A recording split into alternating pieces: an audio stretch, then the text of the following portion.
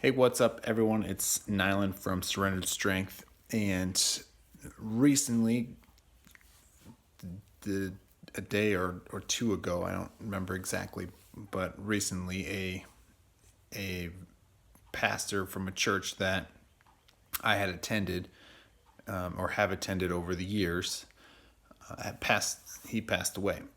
And it got, you know, death always kind of makes you wonder. But my wife and I were talking, and how it's just a sad thing when someone who's doing so much good in the world, you know, passes away, and more so, you know, suddenly. So we were just talking, but it just kind of reminded me of something that I truly believe, and that is that if you believe that life has purpose, and or that you have a purpose for being alive, God has a purpose for you. If you believe that, then death has a purpose too.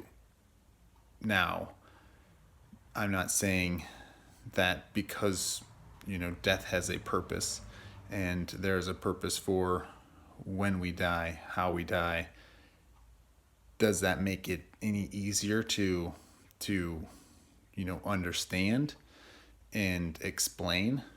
No, not at all. Actually, maybe even makes it harder to explain. But you know, God has a plan for each and every one of us, and He has a purpose.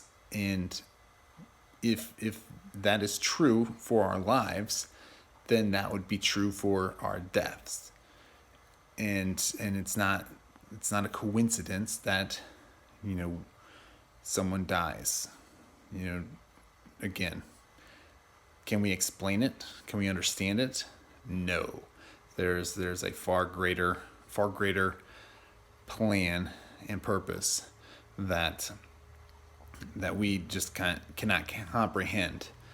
But I just want to encourage you all that in the loss of a family member, a friend, a colleague, or whatever it may be, there is purpose in it. And you can rest assured that through Jesus Christ, God is working for good in each and every one of our lives.